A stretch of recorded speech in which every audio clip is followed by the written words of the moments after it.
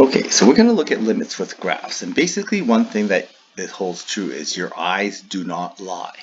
Okay, so when we do limits with graphs, we were going to rely on our eyes. So what does it look like is happening? Okay, and that's the math that we're going to use, is our eyes. So when I say, look at this graph and say, what's happening? What's the limit as x approaches 2? Well, as x approaches 2, what's happening? It looks like it's headed this way, and it looks like it's headed this way. And they both seem to be headed towards the same spot. Okay, at x equals, let's say that that's going to be at 0.4. Okay, I'm going to put that right inside.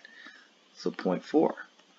Okay, now, is there something actually at 0.4? No, there's nothing. But again, the limit doesn't care what's going on at that point.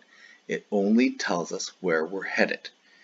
And that's a very important concept with limits.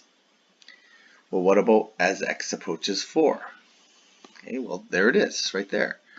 Well, that would be incorrect because what is true about limits is the limit doesn't care what's actually happening at 4. At x is 4, y is negative 1. But that's not what a limit does. A limit has no care about what's going on right there. All it cares about is what's happening as we approach it. Where does it look like it's going? Okay?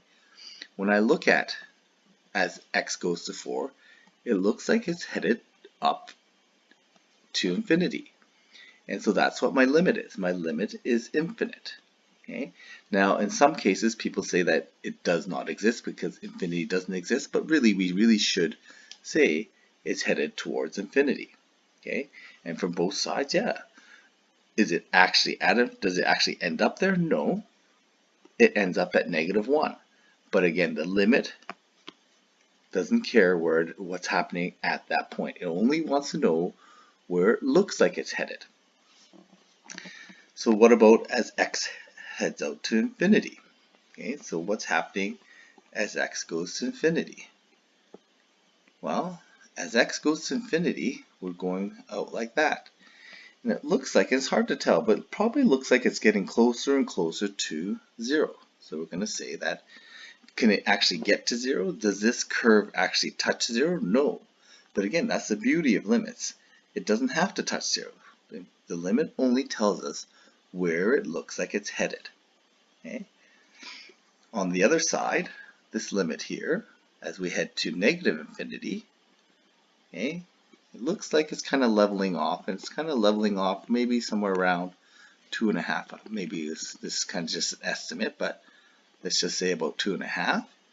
And again, if that's an asymptote, it never gets to 2.5, but that's where it looks like it's going.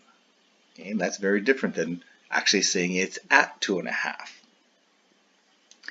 So for part E here, what's the limit as x goes to 2? Or so what is happening at 2? Well, at 2, there's nothing there. It does not exist. Although our limit says it's going to 0.4, in reality, it doesn't exist. What's happening at 4? Well, that's happening at 4. So is at negative 1. The limit didn't get us there. But again, the limit doesn't tell us what's actually happening there. It only tells us what's happening as we get closer to that x coordinate. So that's a really important part about limits. It just tells us where it looks like we're headed.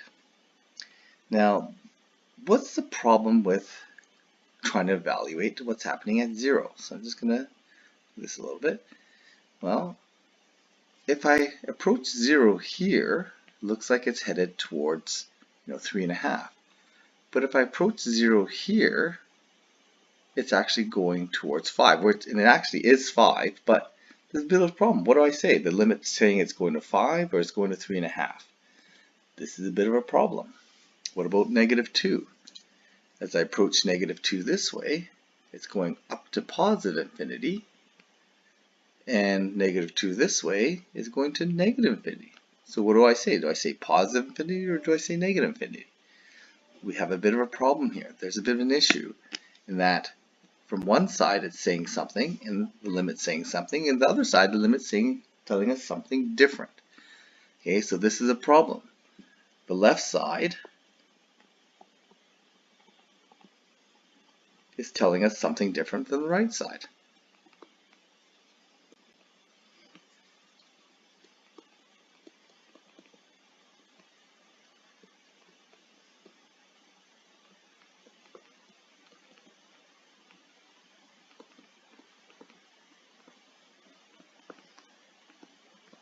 Okay, than the right side.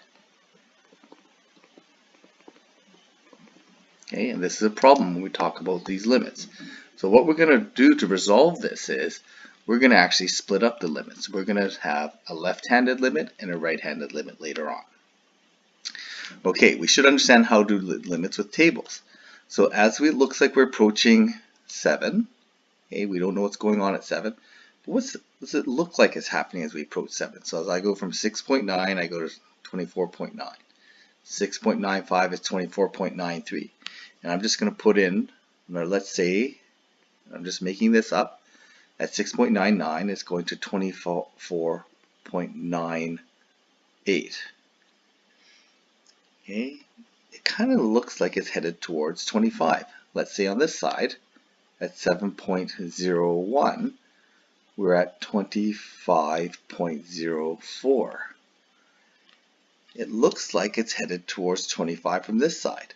So from the table, we can also make these kind of predictions. What does it look like is happening from the left side and right side? Well, in both cases, it looks like it's headed towards 25. Now, we'll leave it as question mark. We don't know what exactly happened there, but again, that is not the point of limits. The limits are only telling us what looks like is happening. It doesn't tell us what's happening when we actually get there.